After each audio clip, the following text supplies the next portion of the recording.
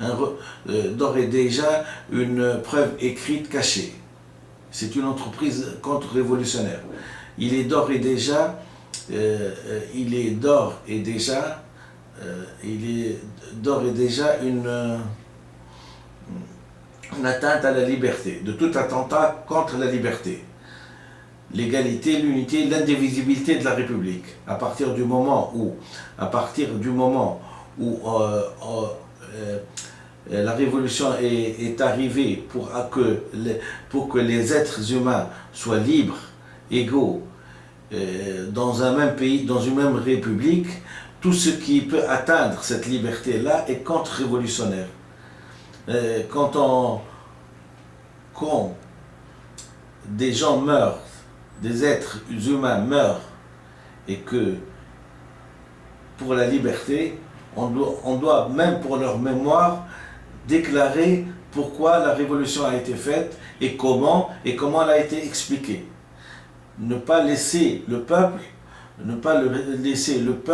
dans ce qu'on appelle le secret des politiques. Secret des politiques qui nous a vu, qui en fin de compte, le secret des politiques n'était rien d'autre qu'une complicité criminelle contre un peuple. Parce qu'à partir du moment où on apprend au peuple une langue qui remonte le temps, c'est qu'on a été criminel envers ce peuple.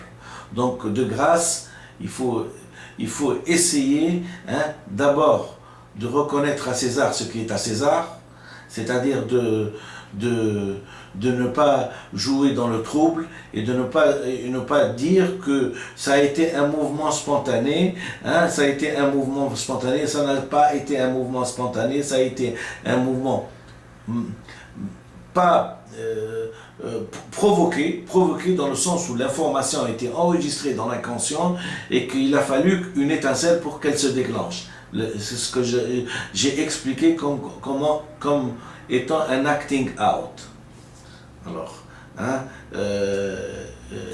les nouveaux acteurs, pleins d'ambition sur la révolution et plein de trucs, je leur prie de se taire et de laisser les gens qui ont étudié pour arriver à ce stade. Alors, composition et fonction. Nous voyons là Marie-Antoinette devant le tribunal révolutionnaire. Vous voyez, tribunal révolutionnaire, Marie-Antoinette. Donc, devant un tribunal révolutionnaire, personne n'est à l'abri. Personne n'est à l'abri, d'accord? Marie-Antoinette, devant le tribunal révolutionnaire, d'accord.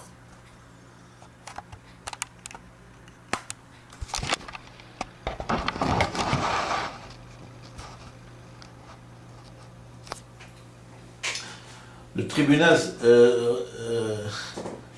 révolutionnaire. Le tribunal sera composé d'un jury de 5 juges Le tribunal sera composé d'un jury et de 5 juges qui dirigeront l'instruction et appliqueront la loi après la déclaration des jurés sur le fait. Donc c'est l'article 2. On a lu le premier article sur les compétences de ce tribunal. Et l'article 2, le tribunal sera composé d'un jury de 5 juges qui dirigeront l'instruction et appliqueront la loi après la déclaration des jurés sur le fait.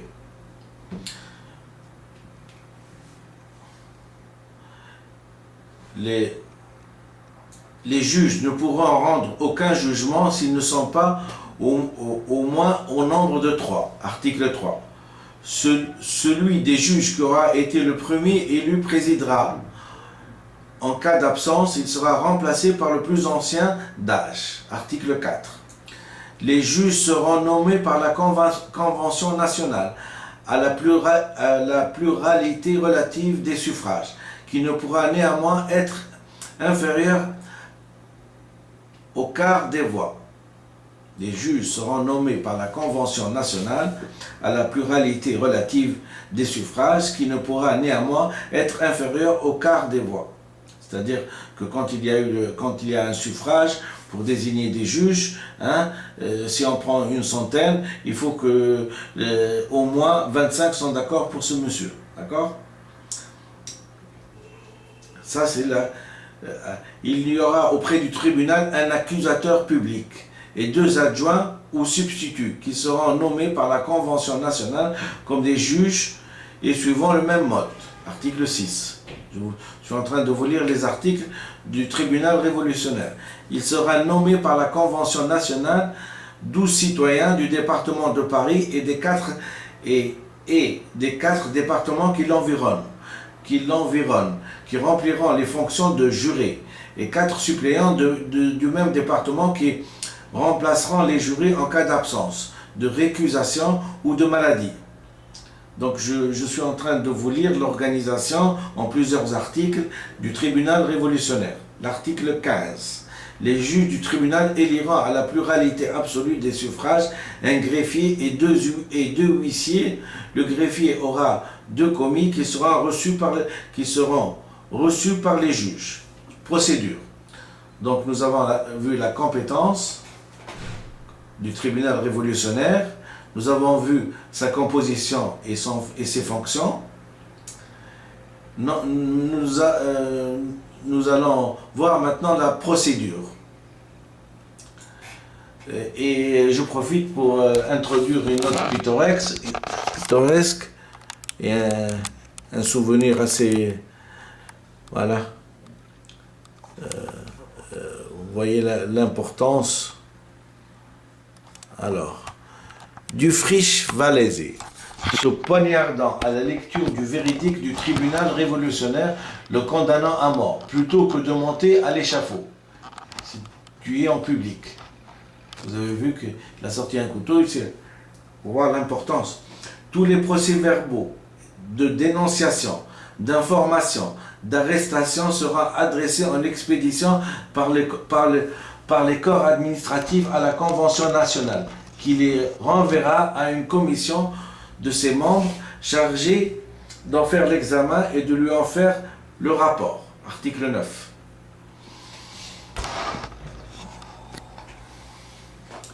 Il sera formé d'une commission de 6 membres. Il sera formé une commission de 6 membres de la Convention nationale qui sera chargée de l'examen de toutes les pièces, d'en faire le rapport et de rédiger et de présenter des actes d'accusation, de surveiller l'instruction qui se fera dans le tribunal extraordinaire, d'entretenir une correspondance suivie avec l'accusateur public et les juges sur toutes les affaires qui seront renvoyées au tribunal et d'en rendre compte à la Convention nationale. Article 10. Les accusés qui voudront recuser plusieurs jurys seront tenus de proposer les causes de réquisition par un simple et même acte, et le tribunal en jugera la validité dans les 24 heures. Les jurys voteront et formeront leur déclaration publiquement à haute voix à la pluralité absolue des suffrages. Les jugements seront exécutés sans recours au tribunal de cassation. Les accusés en fuite qui ne se présenteront pas dans les 3 mois du jugement seront traités comme des immigrés et jugés aux mêmes peines, soit par rapport à leur personne, soit par rapport à leurs biens. Des peines. Les juges du tribunal extraordinaire prononceront des peines portées par le code pénal et les lois postérieures contre les accusés convaincus. Et lorsque les délits qui demeureront constants seront dans la classe de ceux qui doivent être punis des peines de la police correctionnelle, le tribunal prononcera ces peines sans renvoyer les accusés aux tribunaux de police. Donc, c'est une compétence absolue qui outrepasse les tribunaux de police. C'est vraiment le tribunal révolutionnaire. Les biens de ceux qui seront condamnés à la peine de mort seront acquis à la République. Et ils seront pourvus à la subsistance des veuves et des enfants qui n'ont pas de biens d'ailleurs. Ceux qui étaient convaincus des crimes ou des délits qui n'auraient pas été prévus par le code pénal ou des lois postérieures ou dont la punition ne serait pas déterminée par les lois et dont l'incivisme et la résidence sur le territoire de la République auraient été un sujet de troubles publics et d'agitation seront condamnés à la peine de déportation. Donc ceux qui sont capables de faire des troubles à l'ordre public, c'est-à-dire d'initier des manifestations et tout, ils peuvent être déportés et condamnés à la déportation. Je pense que c'est en Guyane qu'on déportait les Français responsables de ce type de délit. Siège et émolument. Le conseil exécutif est chargé de pourvoir à l'emplacement du tribunal. Le traitement des juges, greffiers, commis ou huissiers du tribunal sera le même que celui qui a été décrété par les juges, greffiers, commis et huissiers du tribunal criminel du département de Paris. Histoire. Fouquier-Tinville, accusateur public.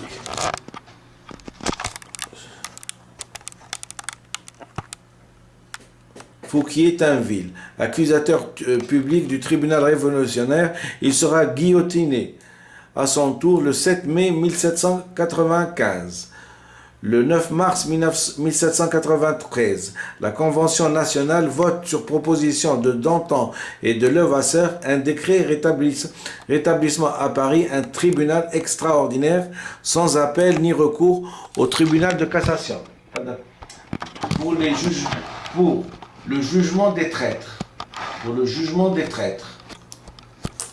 Conspirateurs et contre-révolutionnaires. Le lendemain, plusieurs projets d'organisation sont présentés. Ligne propose l'installation de 9 juges dispensés de toute forme de formalité, sur le modèle de l'ancien régime, Barrère, Gambon et Guillaume Varenne et Biot Varenne soutiennent le jury, institution révolutionnaire. Ces derniers l'emportent finalement, mais les 12 jurés, les 5 juges, l'accusateur public et les 2 adjoints sont nommés par l'Assemblée. De même, Thuriot fait décider le vote des juges à haute voix. Le 13 mars 1793, la Convention nationale précède à l'élection de l'accusateur public. Sont nommés Louis-Joseph Faure, accusateur public, près du tribunal criminel du département de Paris, substitut Antoine Quentin, Fouquier-Tinville, substitut de l'ancien tribunal criminel. Jean-Baptiste Fleuriot-Lescaut, réfugié en Belgique, réfugié belge à Paris, 162 voix. Louis-Joseph Faure décline la fonction, Fouquier-Tinville prend sa place. Et 12 juillet le remplace comme substitut